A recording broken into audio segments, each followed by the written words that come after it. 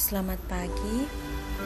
Pada kesempatan ini kita akan belajar tentang persamaan dan pertaksamaan linear dua variabel. Nah, sudah Ibu sediakan beberapa soal AKM sehingga untuk membuat kalian lebih memahami materi tersebut. Seperti di kali lalu, kita telah mempelajari persamaan linear satu variabel. Sekarang kita mulai beranjak ke dua variabel. Sehingga semoga dengan soal-soal yang akan kita bahas mampu membuat kalian memahami materi tersebut. Baik, soal yang pertama, langsung saja kita bahas. Gunung Fuji adalah sebuah gunung yang terkenal di Jepang. Gunung Fuji hanya dapat didaki pada tanggal 1 Juli sampai 27 Agustus setiap tahunnya. Pada tahun 2014, sekitar 200.000 orang mendaki gunung tersebut. Berapa rata-rata jumlah orang yang mendaki setiap harinya? Baik, di sini pertanyaan dan jawabannya itu berupa opsensi. Jadi di sini kalian memilih opsi mana yang menurut kalian benar sesuai dengan penyelesaian yang telah kalian kerjakan. Oke, kita bahas sama-sama penyelesaian yang sudah Ibu buat. Di sini langkah pertama yang harus kita buat adalah kita harus mengetahui atau kita membuat kalimat matematika. Yang pertama, apa saja yang diketahui dalam soal? Sehingga di situ yang kita ketahui adalah ternyata pada Gunung Fuji itu hanya dapat didaki pada tanggal 1 Juli sampai 27 Agustus. Nah, otomatis yang kalian pikirkan logikanya adalah 1 Juli berarti dia mulai dari 1 sampai 31. Kenapa 31? Karena ternyata pada bulan Juli itu terdapat 31 hari. Sedangkan 27 Agustus, maka kita rentang waktu yang kita hitung adalah dari tanggal 1 sampai 27. Sehingga kita jumlahkan harinya, 31 ditambah 27 sama dengan 28. Oke, kita lanjut. Langkah berikut yang harus kalian lakukan adalah melihat persamaan yang cocok untuk menjawab soal di atas. Jadi yang ditanya itu kan adalah rata-rata jumlah orang yang mendaki setiap harinya. Maka kalimat matematika yang baik atau cocok untuk digunakan adalah membuat persamaan dengan rata-rata sama dengan total pendaki yang diketahui dibagi dengan total hari. Jadi total pendaki yang diketahui adalah 200.000 dibagi dengan 58, hasilnya sama dengan 3.448,27 atau bisa kita bulatkan menjadi 3.400. Sehingga kesimpulannya adalah rata-rata jumlah orang yang mendaki setiap harinya adalah 3.400 orang. 2. Di situ dapat kalian simak, gerhana matahari terjadi ketika posisi bulan terletak di antara bumi dan matahari sehingga menutup sebagian atau seluruh cahaya matahari. Berdasarkan informasi dari situs internet, gerhana matahari akan terlihat pada tanggal 25 September 2012 di Afrika Selatan dan Selandia Baru. Diketahui perbedaan waktu Afrika Selatan dengan waktu Greenwich 2 jam lebih cepat, sedangkan perbedaan waktu Selandia Baru dengan Greenwich 13 lebih cepat. Menurut pendapat kalian, apakah informasi dari situs internet tersebut masuk akal? Berikan alasan untuk jawabanmu. Oke, baik adik-adik.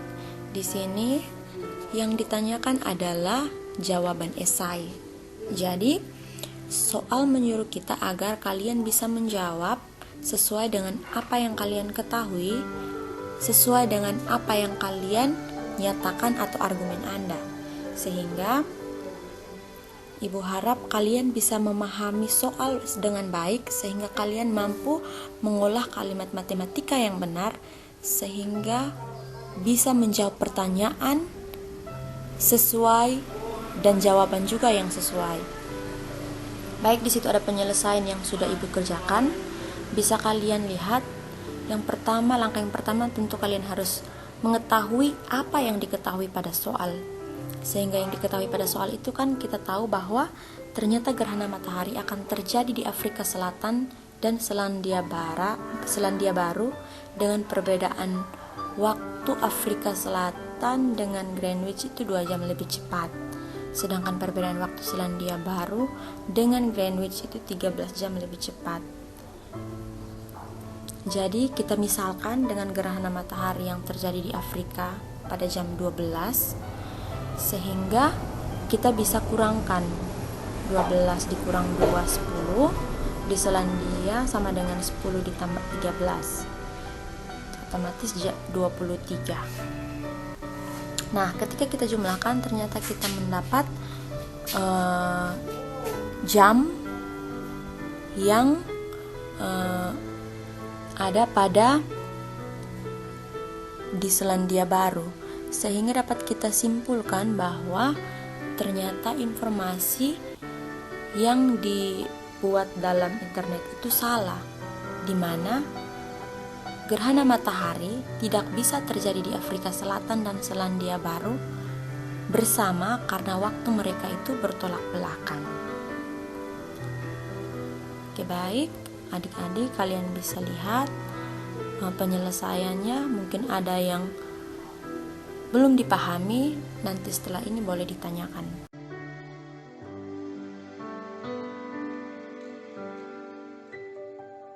3. Mobil-mobilan dari Ceruk Bali merupakan salah satu mainan tradisional anak-anak Indonesia. Pak Agus ingin membuat beberapa mobil mainan tersebut untuk anak-anak di sekitar rumahnya. Adapun bahan-bahan yang diperlukan untuk membuat mobil-mobilan tersebut sebagaimana yang tertera pada tabel. Nah, kalian bisa lihat di situ ada 4 kolom tabel dan 3 baris, di mana kolomnya itu tersedia bahan lidi, kulit untuk bahan, dan ban mobil. Sedangkan di barisnya itu tertera jumlah yang diperlukan untuk membuat sebuah mobil dan jumlah yang tersedia. Maksudnya jumlah yang tersedia saat yang dibutuhkan. Bisa kalian lihat. Di sini pertanyaannya adalah berapa banyak mobil yang dapat dibuat oleh Pak Agus dari bahan yang tersedia? Berikan alasanmu. Jadi di sini masih tepat seperti pada soal nomor 2, itu terkait soal esai. Jadi di sini kalian memberikan argumen kalian atau memberikan pernyataan kalian terkait pertanyaan yang diberikan. Jadi untuk penyelesaian yang sudah Ibu lakukan, tentu saja kita harus menentukan banyaknya mobil yang dapat dibuat. Langkah yang dilakukan adalah membagi jumlah bahan yang tersedia dengan jumlah bahan yang diperlukan untuk setiap mobilnya. Jadi, pisahkan semua. Maksudnya yang dibutuhkan baik dari lidi, untuk kulit, dan untuk ban. Nah, setelah kalian bagi, kalian lihat sehingga pasti bisa terbaca bahwa banyaknya mobil mainan yang akan dibuat atau yang akan diperlukan itu 7 mobil. Oke, baik adik-adik, saya kira penyelesaiannya seperti itu. Jika ada pertanyaan, nanti langsung saja ditanyakan melalui grup ataupun langsung bertemu saja dengan Ibu. Saya kira pembahasan kita cukup. Semoga materi hari ini dapat berguna dan bermanfaat. Minggu depan akan kita bahas lagi terkait penyelesaian soal AKM yang akan kita bahas bersama nanti di kelas. Selamat pagi, Tuhan memberkati.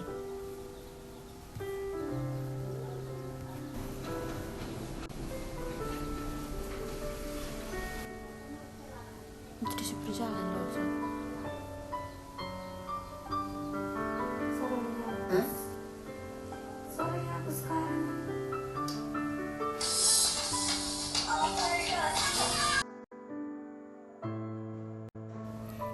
Baik adik-adik, sekian hasil penyelesaian soal dan pembahasan kita.